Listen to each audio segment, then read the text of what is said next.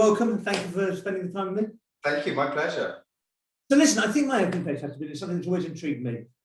When we talk about high-class athletes and sports people, and you talk about dealing with adversity and dealing with the challenges of kind of athletics or sport, there's always that ultimate goal in mind, and that focus around winning the medal or winning this or achieving that. Over the last year, and almost beyond the last year, kind of with the pandemic, with issues coming to the front, whether it be homophobia, whether it be kind of racism, and we want to challenge ourselves and kind of deal with adversity. What's the difference for you as having experienced it from a sporting perspective and experienced it as one of us, I suppose, in terms of everything that's going on? How do you raise your game when there's no end goal in sight? I think one of the most important things is to hang on to your aspirations. I think that is always going to be the key thing. And even in the world of sport, if you think of most targets that you set are quite a long time in the future. So you don't always look directly at the immediate plans or the immediate situation. You understand every single process you're doing is for the ultimate, which is a little bit further ahead in future. So I think for me, certainly being in this pandemic has kind of rekindled my mindset in that sense. It's what it really takes to get to the final goal. Understanding that, lockdown, I guess, sometimes when you have to go in and out of lockdown, is like a sportsman or woman getting an injury where you get hit back before you can kind of progress again. So it's a very similar mentality that I've kind of applied during this really tough and strange period. There's nobody that we can speak to genuinely who's been through something we're going through right now. So everybody's experience is unique to them. I think we all got to understand, we got to respect everybody's individuality under this circumstance and pressure. And then hopefully take some of the lessons that we've learned in respecting each other and applying them when, and I use the word when we do come out of this situation and circumstance during this moment in time. So yes, I think it's great that people have been all of a sudden aware of Black Lives Matter. Of course, I'm really excited about the fact that people are understanding that you can't have any sense of misogyny anywhere in that sense. You can't have any sense of targeting people just because of their sexuality. I think these kind of situations are being so brought to the forefront right now because we're in a lockdown situation and things can be highly focused. So for me, I think it's and I hope the pandemic will teach us all some very strong positive lessons about us as individuals. But do you think it's a distinct mind shift? You actually have to positively focus yourself, or do you think it's something that just happens organically to you because you're in that position? I think you have to do it organically. If you force yourself to do anything, then it's nothing that becomes generally second nature. So what you want things to do is it to be the normal. So you don't have to think about stuff. I think lots of things that we've settled into in the past, it's been normal behavior and we've just rolled with it.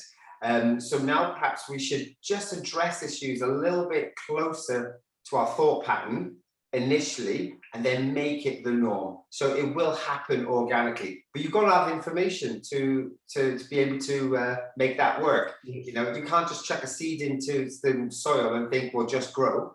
It's got to be nurtured, it's got to be watered, it's got everything else. So those are the kind of things that you've got to be thinking about. Obviously, the Olympics kind of being delayed, and who knows what's going to happen this year. If you're in that position, how would you be dealing with it right now? Do you know what? I mentor so many of the world-class athletes, and I just straight up always honest with them and say to them, guys, remember, I've never been through this. So the advice I'm giving you really is how I feel in my heart at this particular moment. And most of the time, I would say to them again, is to always make sure you're prepared, because you just never know when things are going to turn on the head. And when they do turn on your head, you want to be ready. You don't want to be the person that's sitting back going, oh, well, you didn't tell me in time, did you? And I didn't have time to prepare. Always be ready. So even if you can't see where the goal is, exactly, it's not the race in 2 weeks' time. It's not the race in 4 months' time. But just prepare yourself, because actually the race could be tomorrow and you want to be ready tomorrow. And everything we hear about kind of in terms for peak athletes or kind of is about you time yourself to perfection. So is there an element, kind of in terms of always being ready, that you need to understand you're never going to be able to time yourself to that peak perfection, but actually accepting that layer below because you're still on a level playing field with everyone else. I was pretty matter of fact as an athlete. So I looked at everything and I made decisions on circumstances. So I remember last year when we first all went into it, and there was that in and ahhing about the Olympic Games, whether it happened or not. And I know at that particular time, as we got to perhaps end of April, there was still potential of it happening. My coach would have made the decision there and then and said, "You're not going." So I know that would have been the case, and I would have thought, yeah, that's fair enough. Just switch your mind off it, because it's so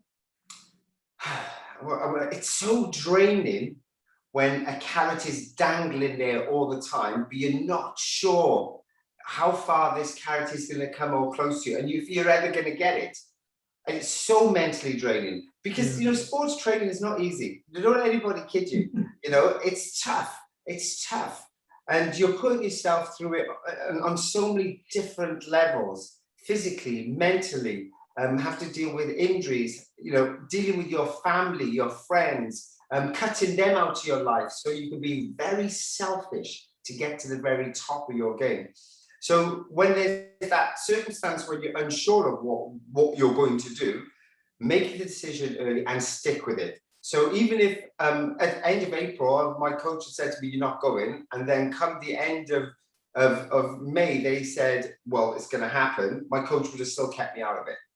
As we've been going through the pandemic and kind of we've had dates and we've had kind of we can do this and we can't do this, are you a naturally, I perceive it as pessimistic person in terms of you sit there and you go, "I don't know, so therefore I'm going to wait till I'm 100% certain," or is your mindset different now? You're no longer in the athletics world, kind of the actually more laissez-faire, I suppose. Well, I think everything we look at everything with optimism. So even when we would cancel the Olympic Games, we'll be looking forward to the World Championships the following year. So we'd have always looked forward to something. So just because you change direction, it doesn't make you pessimistic in any way. It's just a change of direction to suit the circumstances and your goals for the moment at this particular time.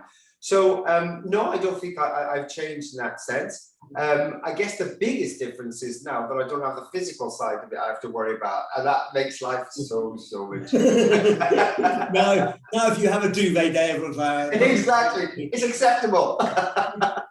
So just turning to Tokyo now, kind of what are your feelings towards it? Is it going to be a spectacle? Is it going to be a muted Olympics, kind of, which is not different from everyone we've ever had in the past?